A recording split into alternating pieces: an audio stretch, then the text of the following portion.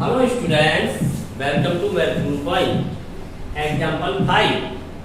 सिद्ध कीजिए कि पूर्णांकों के समुच्चय Z में R युगल AB सतह संख्या 2 A - B को विभाजित करती है। द्वारा प्रदत्त संबंध एक तुल्यता संबंध है। हमें R को तुल्यता संबंध सिद्ध करना है, अर्थात स्वतुल्य, सममित एवं संक्रामक तीनों प्रकार का सिद्ध करना है। स्वतुल्यता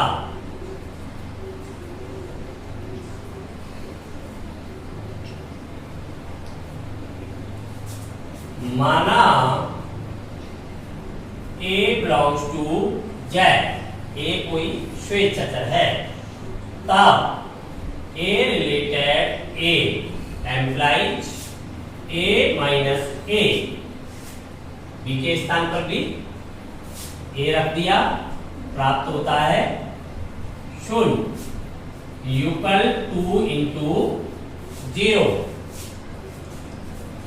शून्य 2 का एक गुणज है, अतः 2 से विभाजित होता है। Implies A belongs to R, for all A belongs to Z, implies R Z में स्वतुल्य है। अब सममितता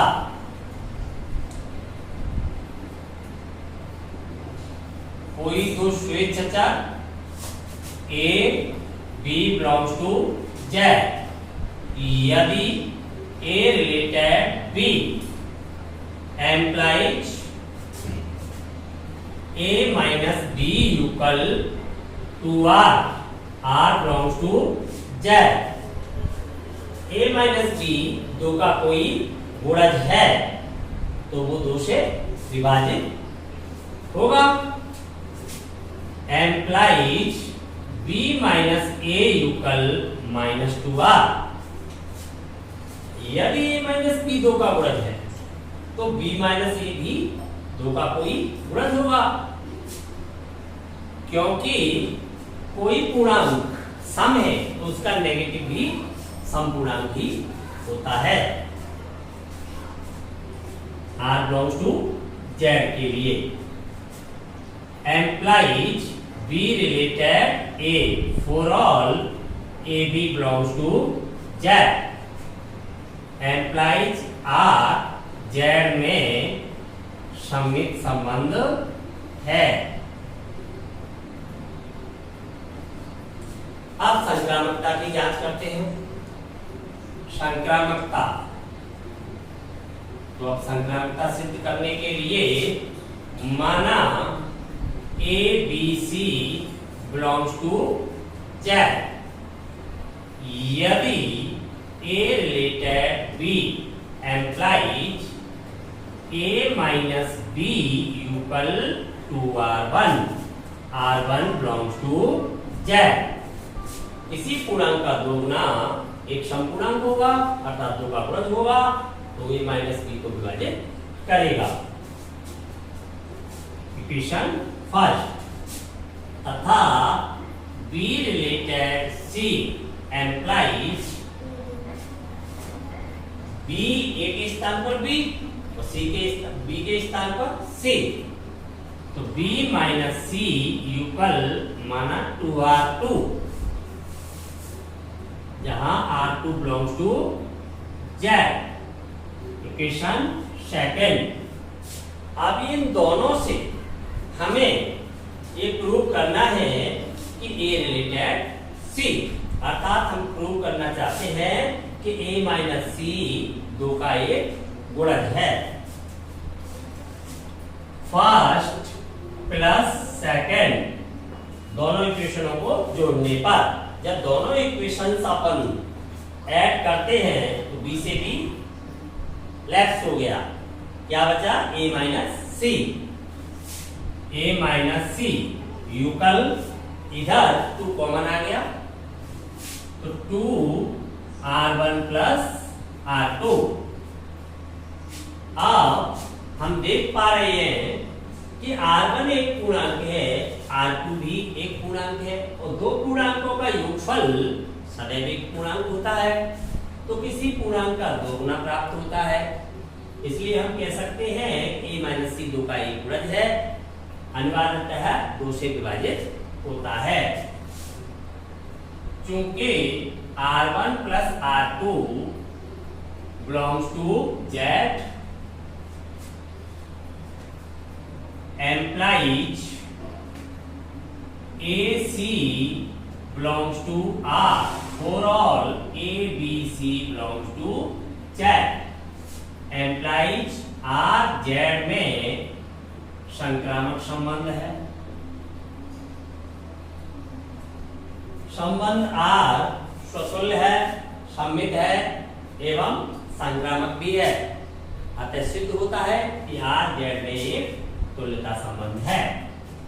चूंकि R Z में स्वतुल्य, सममित एवं संक्रामक संबंध है, इसलिए R एक तुल्यता संबंध है। Hence proof। अब इसे समुच्चय के विभाजन द्वारा सिद्ध करते हैं। तो इसके लिए न तो स्वतंत्र करना पड़ेगा, न सममित एवं न ही संक्रामक। हमें ऐसे उपसमुच्चय प्राप्त करने होंगे जिनमें तुल्यता वर्गों के सभी गुणधर्म पाए जाएं, तो यह संबंध तुल्यता संबंध सिद्ध हो जाएगा।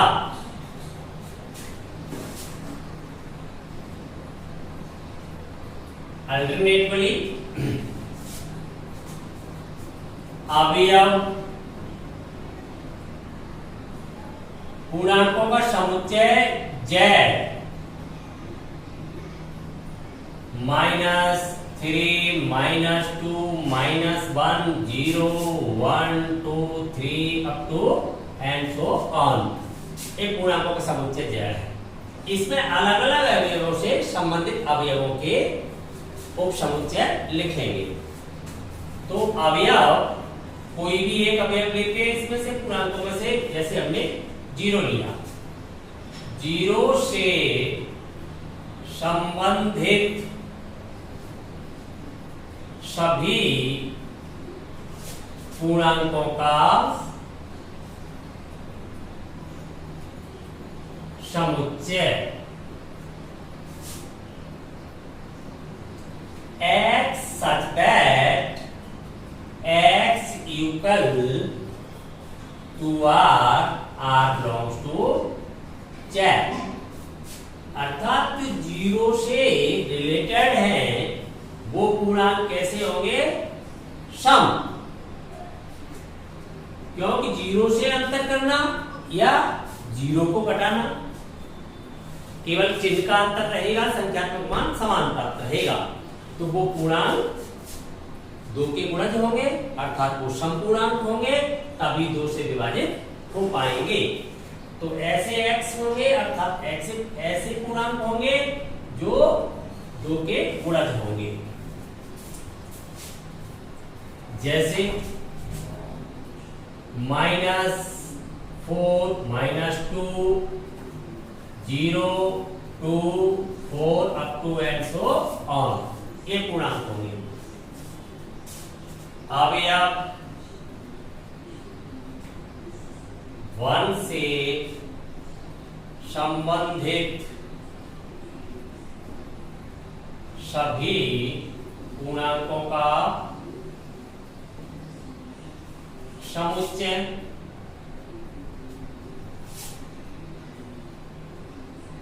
x such that x equal to R plus 1 R belongs to Z। जो 1 से रिलेटेड होंगे तो किसी भी 2 के गुणज से आपने 1 को लेफ्ट कर दिया, तो 2 के गुणज में 1 ऐड कर दिया, तो वो पुनः वापस 2 का गुणज प्राप्त हो जाएगा। तो वो क्या होना चाहिए? 2R plus 1। 2r कौन से पूर्णांक है? सम पूर्णांक ये रहे, इसमें प्रत्येक में 1 ऐड करते जाइए, प्राप्त हो जाएंगे। तो इसमें प्रत्येक में जैसे ही मैं 1 ऐड करता हूं, -3 -1 1 3 up to and so on।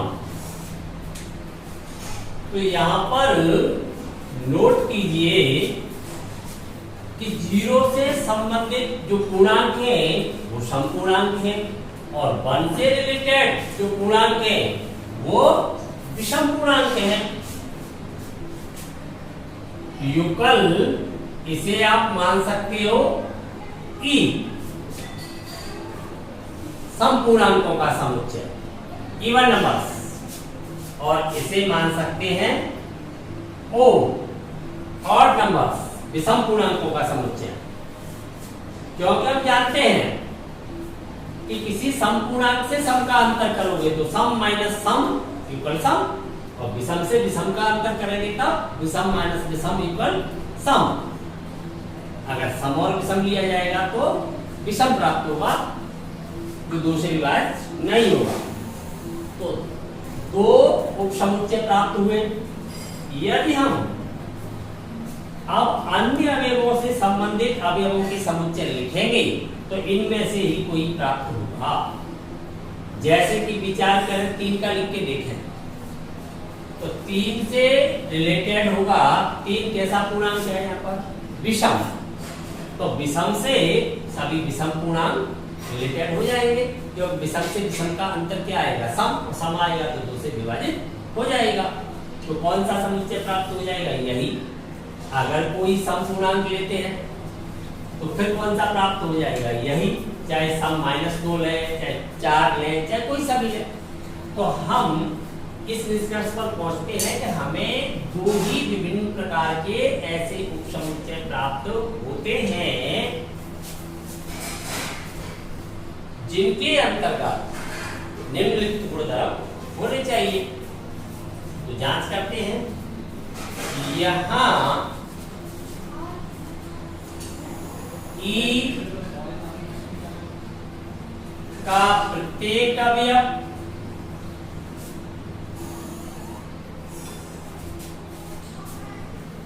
परस्पर एवं ओ का प्रत्येक अवयव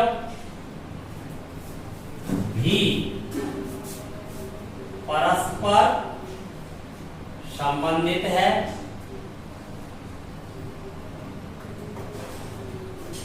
दूसरी बात, ई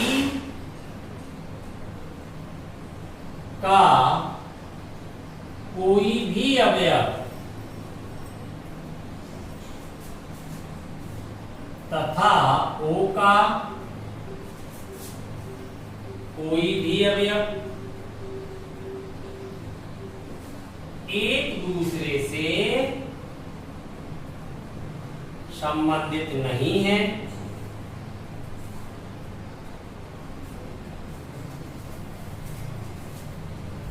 ए ई यूनियन ओ दोनों का सम्मिलन, जेड तथा ई इंटरसेक्शन ओ दोनों का इंटरसेक्शन फाई, सभी प्रतिबंध संतुष्ट होते हैं। हम कह सकते हैं कि संबंध आर जेड को ऐसे उपसमुच्चयों में विभाजित कर देता है जो तुल्यता वर्गों के सभी गुणधर्मों को संतुष्ट करते हैं। इसलिए ई और ओ तुल्यता वर्ग है। एम्प्लाइज आर जेड का विभाजन करता है, अतः आर एक तुल्यता संबंध है।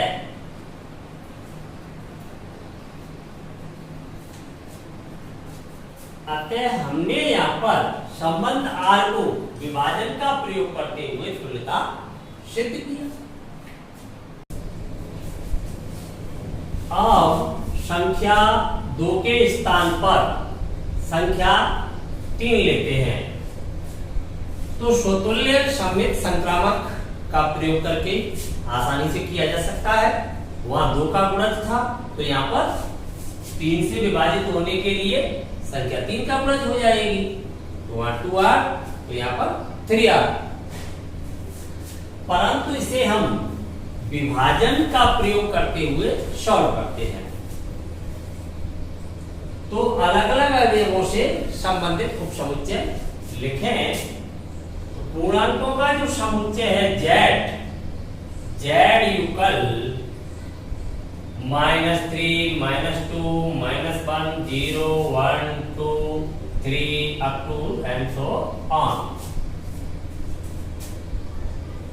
0 से संबंधित अवयवों का समुच्चय, उन अवयवों को लिखना है जो 0 से संबंधित हैं। तो वो अवयव कौन से होंगे? x such that x equal 3r, r belongs to z, अर्थात वो अवयव 3 का गुणज होंगे। क्योंकि जब यहाँ पर एक पूर्णांक को आप 0 लोगे तो चाहे तो 0 में से घटाओगे चाहे 0 को घटाओगे तो 3 का गुणज होगा, तभी 3 से विभाजित होगा। तो वो संख्या क्या होनी चाहिए? 3 का गुणज जो 0 से रिलेटेड है। अगर कोई पूर्णांक 3 से विभाजित है तो अनिवार्यतः ही 3 का गुणज है। लिख लेते हैं 3 के गुणजों को। -6 -3 0 3 6 सो ऑल। इस प्रकार से 3 के गुणज आएंगे। यहाँ पर r का मान लगाते जाएं, जैसे r का मान 0 लगाऊंगा तो 0, r का मान 1 लगाऊंगा तो 3, r का मान 2 लगाऊंगा तो 6, इधर माइनस में लगाएंगे तो ये 3 के गुणज आ जाएंगे सब। तो ये वो संख्याएं जो 0 से संबंधित है, चाहे तो इनको 0 में से घटाओ चाहे 0 इनमें से घटाओ, जो भी पूर्णांक मिलेगा वो 3 से विभाजित होगा। 6 अगर 3 से विभाजित है तो -6 भी 3 से विभाजित है। 1 से संबंधित अवयव का समुच्चय। अब 1 से जो रिलेटेड है तो आप यहां पर 1 लगाओगे तो उसको 1 में से घटाओगे या 1 को घटाओगे, तो जब 0 का अंतर कर रहे हैं तब 3 का गुणज था, तो 1 आप घटा रहे हो तो 1 3 के गुणज में ऐड कर दो, 1 कम हो रहा है तो 1 यहाँ पर ऐड कर दो, तो वो पूर्णांक होंगे वो 3 के गुणज से 1 ज्यादा हो जाएंगे। तो x equal 3r + 1 r belongs to z। प्रत्येक में 1 ऐड करते हुए वो अवयव होंगे -5 -2 1 4 7 अप टू 1 ऐड करते हुए ये आ जाएंगे। अब 2 से रिलेटेड, 2 से संबंधित अवयवों का समुच्चय।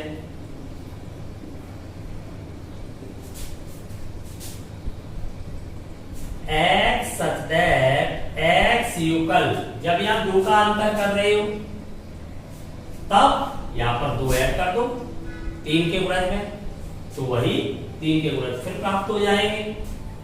x equal 3r + 2 r belongs to z। तो यहाँ पर 2 ऐड करते हुए जाएंगे तो ये हो जाएंगे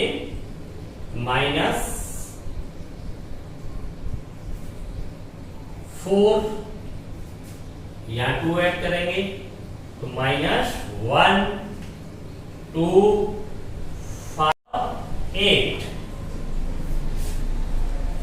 2 ऐड करते हुए प्राप्त होगा। अब 3 से संबंधित अवयवों का समुच्चय, 4 से संबंधित या -1 से, -2 से, -3 से और भी बहुत पूर्णांक जिनसे रिलेटेड अवयवों के समुच्चय लिखेंगे तो हम देखेंगे कि इन्हीं में से कोई प्राप्त होता रहेगा। जैसे 3 से संबंधित अवयवों का समुच्चय मैं लिखूं तो 3 से संबंधित अवयवों का समुच्चय कौन सा आ जाएगा वापस, जो 0 से संबंधित है, क्योंकि 3 इसमें है। 3 से आप 3 कम करोगे तो 3 ही यहाँ पर ऐड करोगे, तो 3 जब ऐड करोगे इसमें तो ये इसमें कन्वर्ट हो जाएगा, ये इसमें कन्वर्ट हो जाएगा, इसमें कन्वर्ट हो जाएगा, तो यही फिर प्राप्त होने लगेंगे। जब आप 3 के बाद 4 से रिलेटेड निकालोगे, जो 1 से रिलेटेड है वो आ जाएंगे, फिर 5 से निकालोगे तो 2 से है वो आ जाएंगे, इधर लौटोगे तो इनमें से आते रहेंगे, या -1 करोगे तो आप -1 के लिए फिर -1 से लौटोगे, जैसे आपने यहाँ पर 1 ऐड करने की जगह और 1 को लेफ्ट सब्ट्रैक्ट कर दिया, तब क्या प्राप्त हो जाएगा, सब्ट्रैक्ट करने पर फिर वापस इन्हीं में आने लगोगे, तो वापस यही प्राप्त होने लगेंगे। तो हमें ऐसे 3 ही समुच्चय प्राप्त हो गए हैं यहाँ पर, जो कि डिफरेंट टाइप्स के हैं। अब हमें देखना है क्या ये तुल्यता वर्गों के सभी गुणधर्मों को संतुष्ट करते हैं अथवा नहीं। अगर ये सभी प्रतिबंधों को संतुष्ट करते हैं तो संबंध R समुच्चय Z का विभाजन करेगा, और विभाजन करेगा तो तुल्यता संबंध होगा। यहाँ पर 3 ही प्राप्त हो रहे हैं, ये हमें पहले से पता चल जाएगा, क्योंकि 3 का भाग किसी पूर्णांक में देने पर शेषफल 0, 1 अथवा 2, ये 3 ही संख्याएं प्राप्त होंगी। तो जितने शेषफल की संभावना होती है उतने ही उपसमुच्चय प्राप्त होंगे। यहां इसको अपन मान लेते हैं A1, इसको कोई उपसमुच्चय नाम दे देते हैं जैसे A2, और इस समुच्चय को नाम दे दिया A3।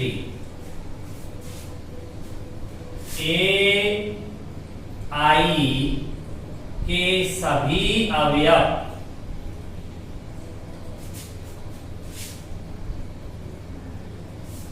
स्वयं के अवयवों से परस्पर संबंधित हैं।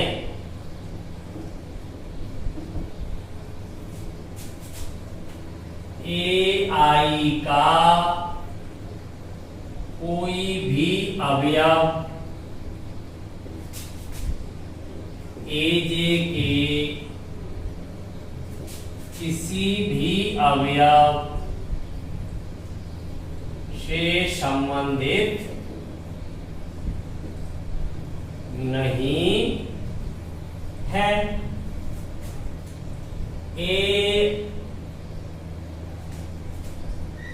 यूनियन AJ युगल क्या प्राप्त हो रहा है, Z, जहां I युगल 1 2 3, A1 A2 A3 तीनों का अगर यूनियन कर दिया जाए तो पूर्णांकों का समुच्चय Z बन जाएगा, अर्थात सभी पूर्णांक इसको और इसको तीनों को लेकर के अगर सम्मिलन कर दिया जाएगा तो पूर्णांकों का समुच्चय Z प्राप्त हो जाएगा।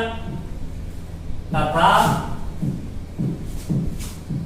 AI intersection AJ equal 5 I is not equal J, युग्मतः असंयुक्त है, कोई भी दो लेकर के इंटरसेक्शन देखेंगे तो एक समुच्चय प्राप्त होता है, तो युग्मतः असंयुक्त है। एम्प्लाइज R Z का विभाजन करता है। सभी प्रतिबंध संतुष्ट हो गए तो यहां पर जो उपसमुच्चय है वो क्या बन गए, तुल्यता वर्ग बन गए। क्योंकि A1 A2 और A3 R के सापेक्ष Z के तुल्यता वर्ग है। योग समुच्चय तुल्यता वर्गों के नियमों को संतुष्ट करते हैं, इसलिए संबंध R द्वारा Z का विभाजन हुआ। अतः R Z में एक तुल्यता संबंध है। तुल्यता संबंध सिद्ध हो गया। यहां पर जो महत्वपूर्ण बात है वो नोट कीजिए।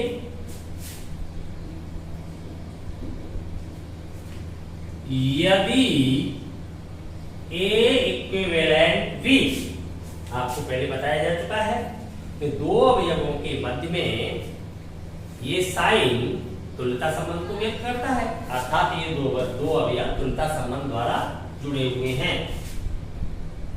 जहां A minus B upon M,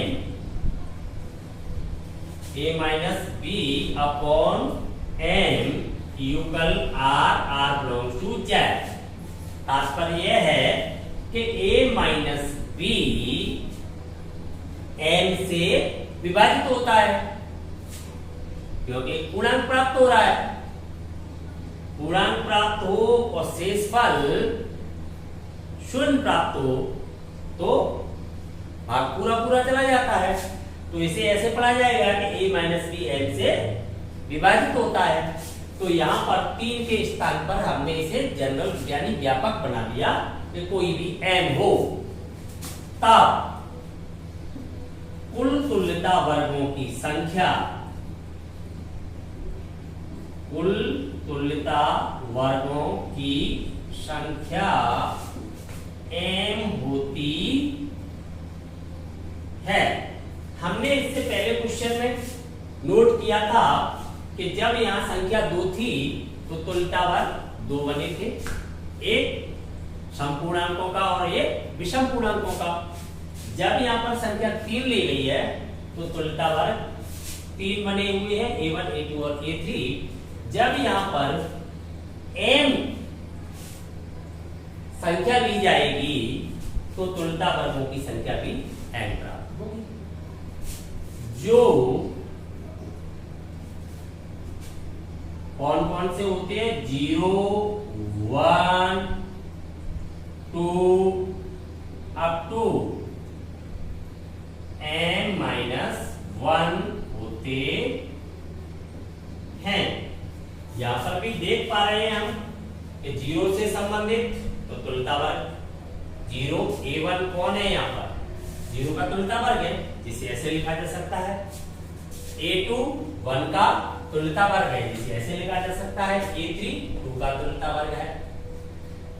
अगर आप 0 के अलावा जो भी और भी पूर्णांक, जैसे आपने 0 1 2 लिया, वापस 3 ले लें तो 3 का भी तो वही होगा जो 0 का है। अर्थात 0 से संबंधित प्रत्येक अवयव का तुल्यता वर्ग वही होगा जो 0 का है। तो आप चाहे 0 का तुल्यता वर्ग कहें, चाहे 3 का कहें, चाहे -3 का कहें, 3 के किसी भी गुणज का कहें, तुल्यता वर्ग समान है। तो सबसे छोटे वाला है जो धनात्मक में, वो उससे रिप्रेजेंट कर दो, या किसी अन्य से भी किया जा सकता है। तो 3 तुल्यता वर्ग प्राप्त हुए। तो यहाँ पर जितनी संख्या ली जाएगी उतने ही तुल्यता वर्ग बनेंगे, और यह विभाजन द्वारा सिद्ध हो गया संबंधित तुल्यता संबंध है। एग्जाम्पल एक आपका और बचा हुआ है, तो उसे अगले वीडियो में सॉल्व करेंगे।